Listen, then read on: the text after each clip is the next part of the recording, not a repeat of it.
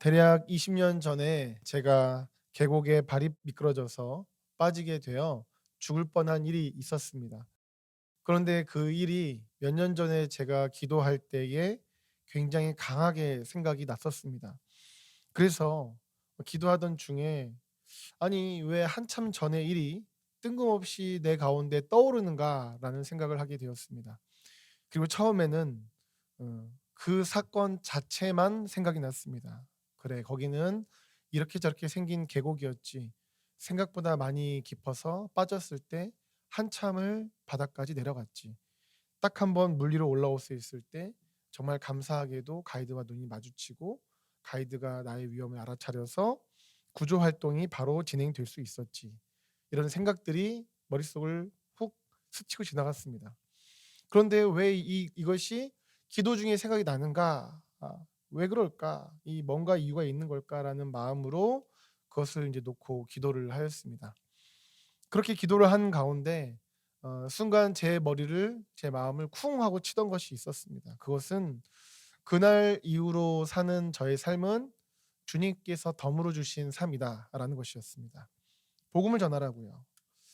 전적으로 주님께서 은혜로 구원해 주셨는데 그것에 대해서 하나님은 목적과 뜻이 있으셨다라는 것이죠. 그리고 그것은 모든 것은 우연이 없는데 그 사건은 저의 인생이 저의 생명이 정말 저의 것이 아니라 하나님의 것이다라는 것을 깊이 깨닫게 하시는 귀한 하나님의 은혜였던 것입니다.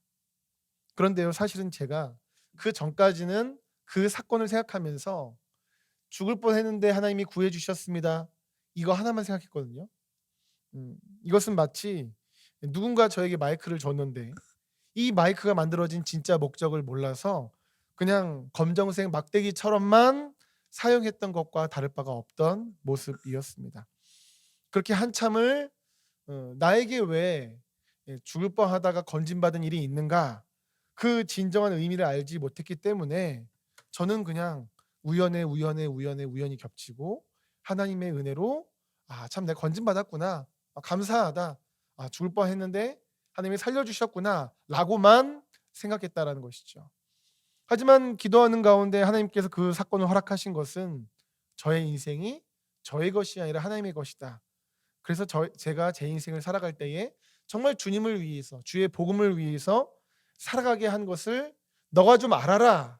하는 그런 것을 알려 주시고자 저에게 그 사건을 주셨다라는 것을 깨달았습니다. 그래서 그 기도 속에서 그러한 것을 제가 깨닫고 나서는 더더욱 복음을 증거하며 살아가는 것이 '내 인생의 진정한 목적이구나.' 라는 것을 더욱더 확신하게 되었습니다. 그렇습니다. 우리가 하나님께서 우리에게 허락하신 여러 사건들이 있죠, 인생에. 이것에 대한 목적을 볼 수 있어야 합니다. '마이크네. 예 검정색 막대기네.'라고만 생각하며 다룰 것이 아니라 '사건이 있었네. 죽을 뻔했는데 살았네.' 혹은 '어려움이 있었네.' 이렇게만 할 것이 아니라 이것을 허락하신 그 주님의 목적을 우리는 기억할 때에 그럴 때 우리는 '아 하나님이 이렇게 저렇게 인도하시는구나. 우리의 인생을 향한 이런 목적이 있으시구나. 이런 뜻이 있으시구나.'를 깨달으며 우리는 더욱더 우리에게 주어진 삶을 주의 인도 속에서 주의 뜻을 이루며 살아갈 수 있다라는 것이죠. 하지만 안타깝게도 많은 경우 그렇게 해석이 되지 못할 때가 많죠. 오늘 본문에 그러한 사람이 등장합니다. 이 사람은 맹인이었는데 예수님께서 눈을 뜨게 해 주신 사람입니다. 그런데 그도 알고 있었던 것이 하나 있었어요. 그것은 자기가 보게 되었다라는 그것 하나였습니다.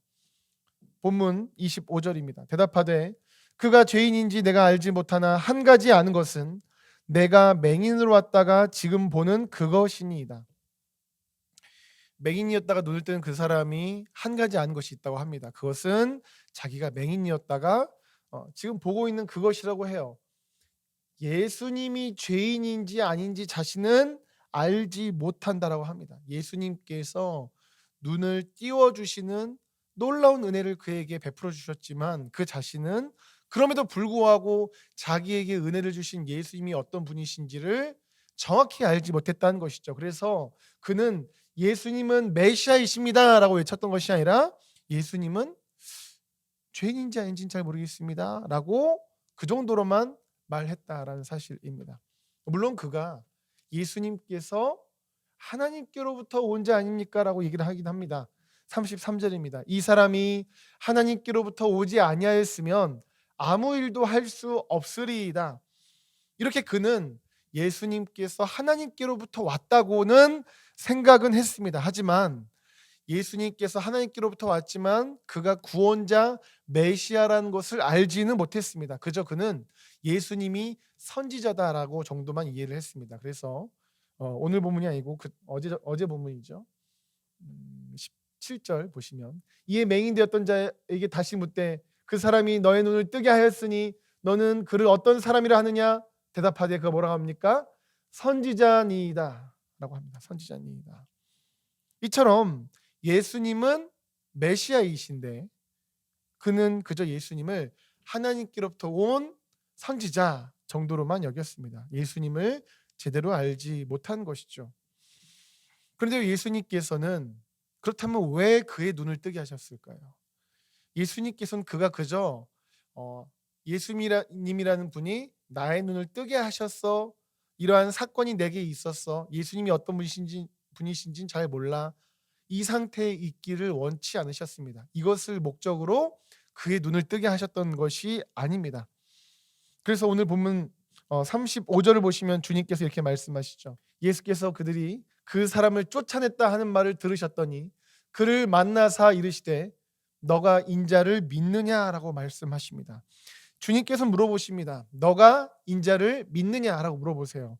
여기서 인자라는 것은 어떤 성경의 사본에서는 하나님의 아들이라고 기록되어 있습니다. 인자건 하나님의 아들이건 결국은 메시아라는 의미이죠.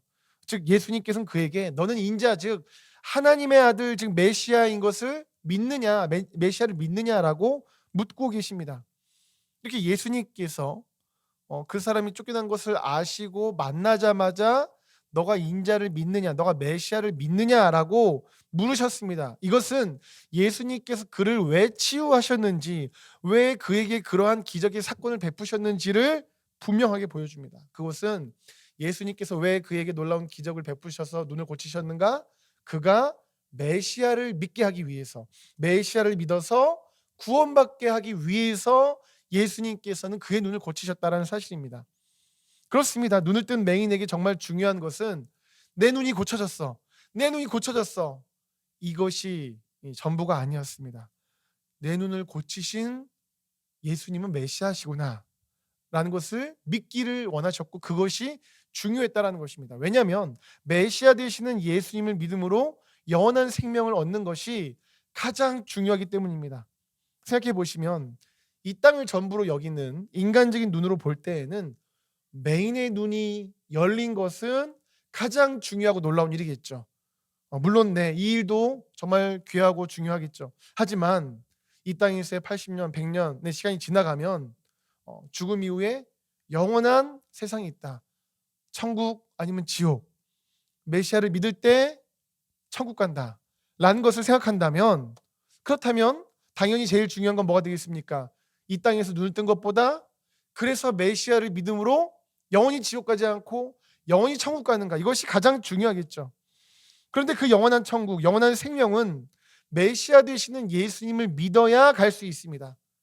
예수님께서는 바로 이것을 위해서 이 땅에 오셨습니다. 눈 띄워주려고 어떤 기적 행하시려고 이런 능력이 있다 정도만 보여주시기 위해서 이 땅에 오신 것이 아니라 그 일들을 통해서 메시아를 믿어 구원의 은혜를 주시기 위해서 영원한 생명을 주시기 위해서 예수님은 이 땅에 오셨죠.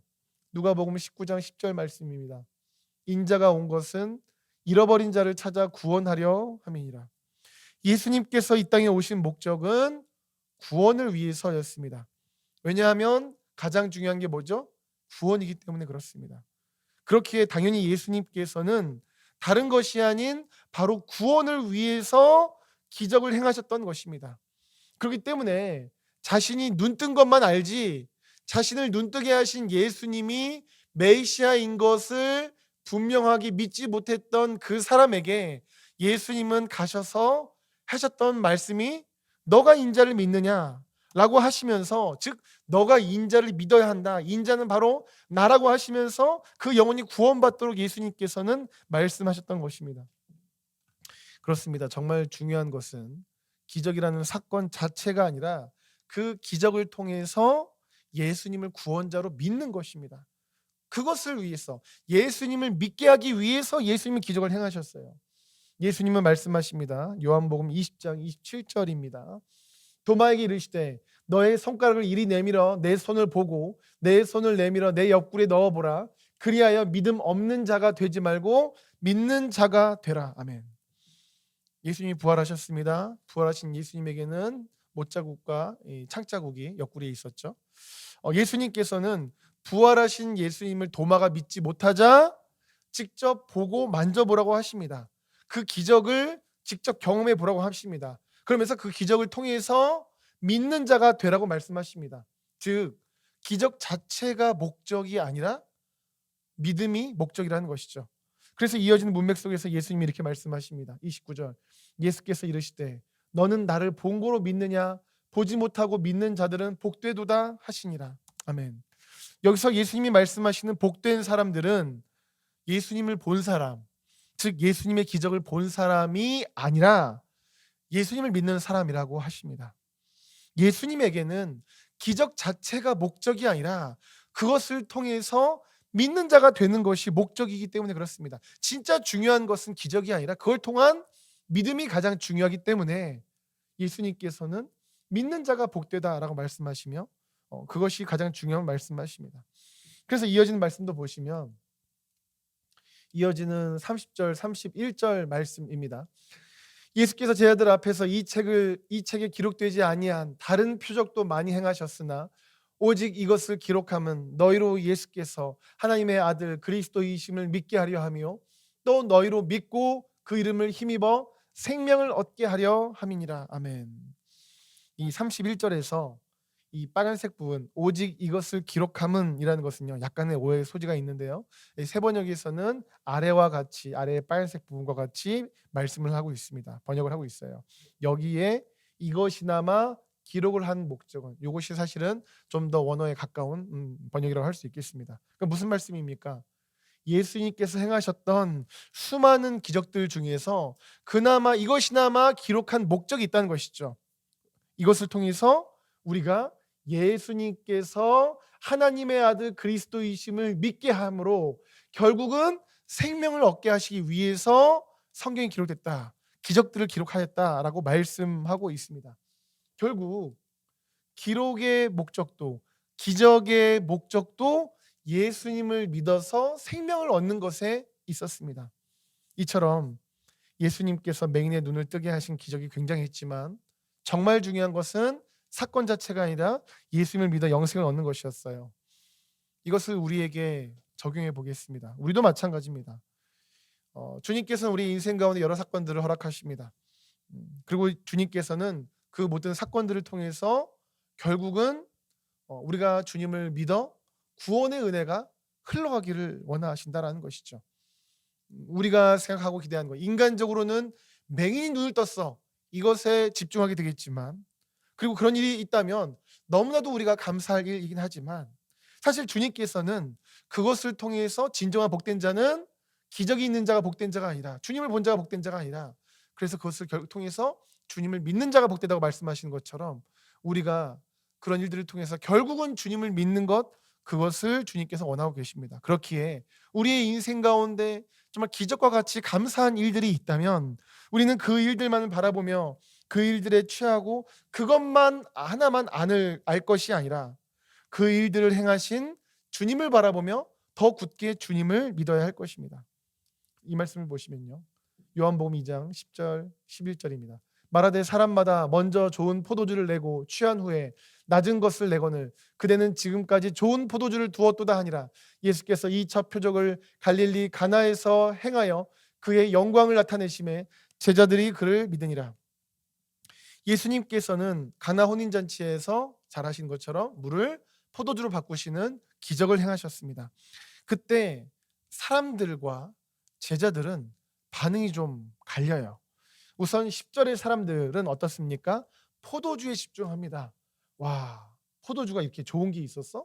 보통 이렇지 않은데 이렇게 좋은 포도주를 나중에 내네? 라고 하면서 자신들에게 일어난 좋은 일들만을 바라보고 있습니다.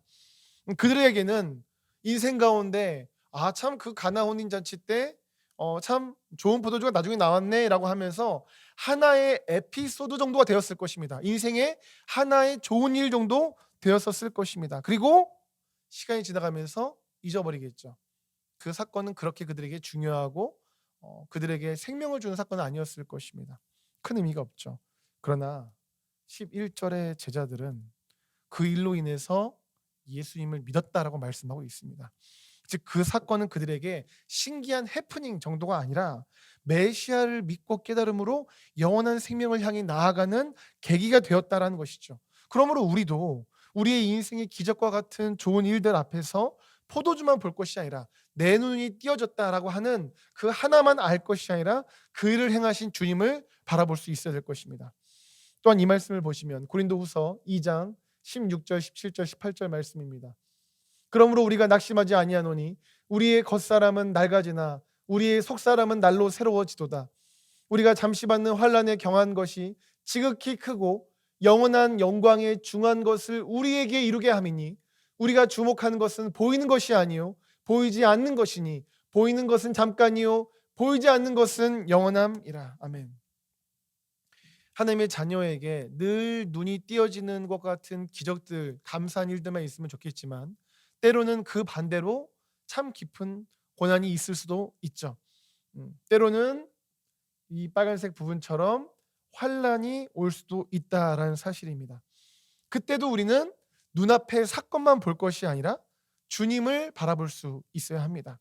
그래서 우리가 주목하는 것이 환난이 아니라 이 땅의 환난이 아니라 지극히 크고 영원한 영광을 바라볼 수 있어야 합니다. 또한 18절처럼 우리가 주목하는 것이 보이지 않는 그 영원한 것을 바라볼 수 있어야 한다는 사실이죠.